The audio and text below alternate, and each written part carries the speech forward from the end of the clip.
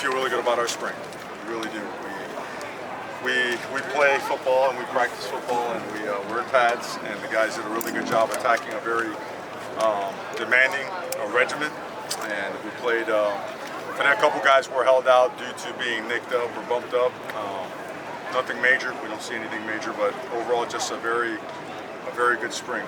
A lot of progress and a lot more progress to go, but I'm sure there's some questions on certain guys, so please go. What's impressed you about Luke? We saw him get the ball down the field today, strong arm. He keeps his eyes down the field. He's very natural. I don't think he's phased in any way, shape, or form. I think he understands, protection's really well, therefore he can slide in and out of stuff. He feels it well, and he's not afraid to let it go. He understands what's being played behind that front. He understands where the holes are. He understands where he can't go with the ball. And he made some really big plays today. He has about two he'd like to have back and held on to one a little bit longer than he wanted to. But really good football player. You can push him hard. You can coach him hard. He was raised really well. He's a tough son of a gun. So really happy for him this spring he had. Malachi Tony, just the progressions he's made throughout the start spring, and see what he was able to do out there today. Just what stood out to you the most? Oh, a lot of things. I mean, he's a mature.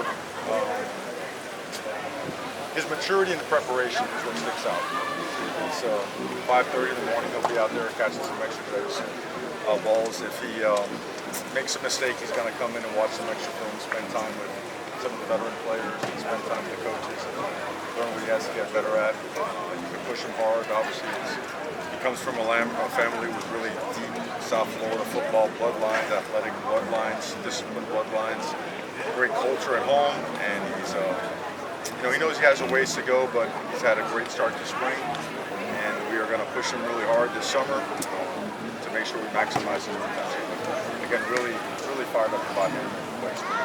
Earlier in the spring game, offense had that 4-down drive, goal line stand by the defense. Just how do you evaluate that? Like, is that good by the defense? Is that issues on the offense? How do you look at that and evaluate that? Yeah, I'd bring that one up. As an offensive lineman, what do you think I'm going to say? I'm sure you probably weren't very thrilled. I want to projectile vomit like this way on the offensive side, but on the defensive side, I'll tell you two things. Number one, great job from a schematic standpoint, just finding a way to expose certain gaps and timing it up really well, and even more so, a couple guys just hunkering down, putting their feet in the ground and knocking people back. So you can't take away from that. I mean, we kind of needed that. We hadn't done a bunch of short yardage. We've done short yardage. We haven't done a bunch of goal line in the spring for reasons obvious. But overall that was a great job by the defense. So I'll hold my personal feelings aside. So Mario, I saw the players wearing Guardian caps, and knowing I've had my fair share of head injuries, I can appreciate it.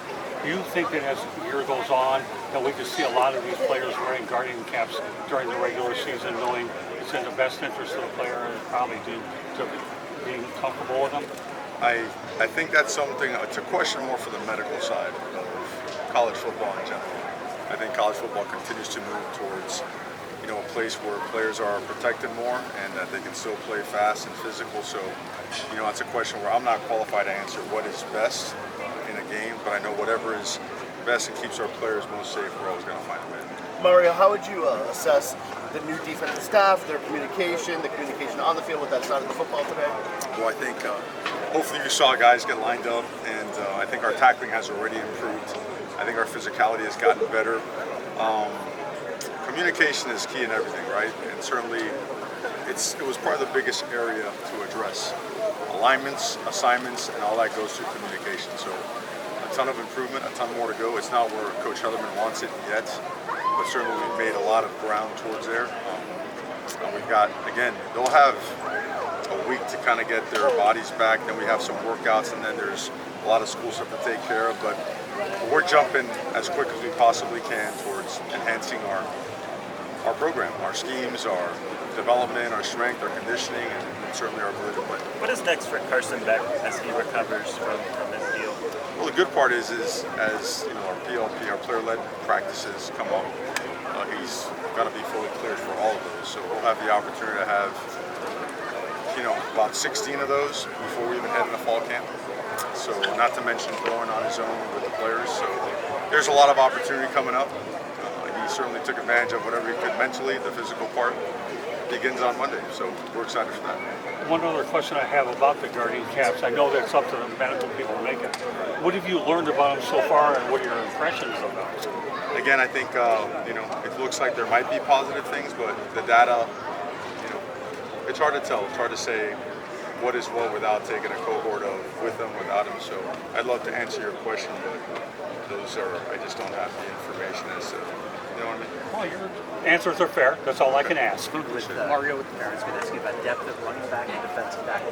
Pringle, Lee Humphrey on that side of the ball, defensive tackle Dante Simpson. Obviously, Ahmad just shown you enough where you feel better about depth at those two spots in terms of bodies who can help you off the bench. I think so. I mean, you saw the elusiveness of Pringle, and he's really got a burst that's pretty elite.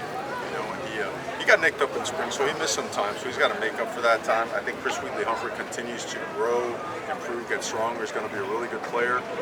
So we feel like we're gaining ground there. I don't think you ever feel comfortable with depth. I mean, that can change so quickly, so you always want to add more. You want to develop more. So we'll see. We'll assess it and go with it. And then on the defensive side, those guys have certainly gotten better. They're now 310-pounders that can move, that can bend, that can strike, that can get off blocks and make plays.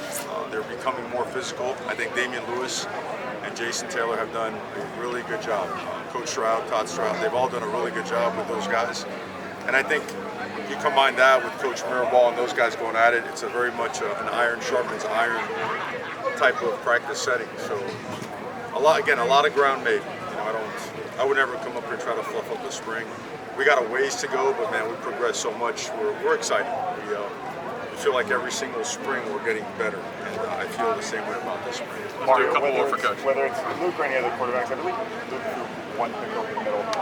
Those throws, when you look back at the film, are they more beneficial from an education standpoint than even some of the ones that say they want? When you say the throw, what do you mean? Like it is The pick itself, the decision itself, the coverage, the concept going against it. Right. Well, they're trying to challenge that safety without getting into all the details on that particular play, and it's a snap decision. Either you have it or you don't. And you might not have it, but a good throw could make it happen. And I think he trusts himself enough, and he's gutsy enough to test the waters now, knowing that it could cost him playing time, but also knowing that it could also make a big play. We'll learn a lot watching film. We'll learn a lot with him continuing to take reps. But overall, from a decision-making standpoint, I think that one was dicey. I think I would have eaten that one or thrown it to the flat and let them play another down. I think he might have been able to scramble instead of hold on to that ball late and get that illegal man downfield or illegal forward pass call.